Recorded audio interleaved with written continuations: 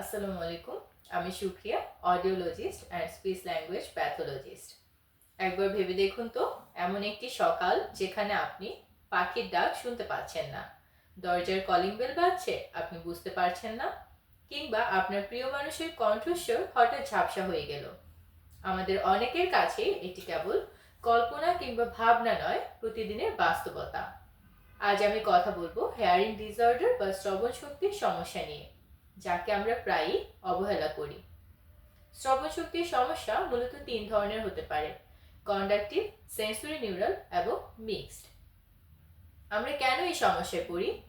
বর্তমান সময়ে এর সবচেয়ে বড় কারণ হলো অতিরিক্ত হেডফোন ব্যবহার এবং উচ্চ শব্দে গান শোনা। এছাড়া আমাদের কানে ময়লা জমা, ইনফেকশন কিংবা জন্মগত ত্রুটির কারণেও এই সমস্যা হতে পারে।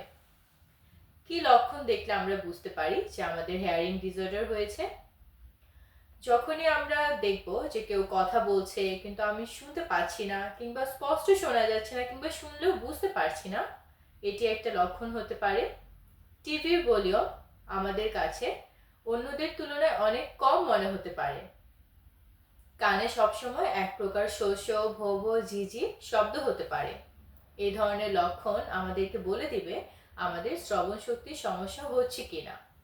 কি করব এমন অবস্থায়? শ্রবণ শক্তি কমে যাওয়া মানেই জীবন থেমে যাওয়া নয়।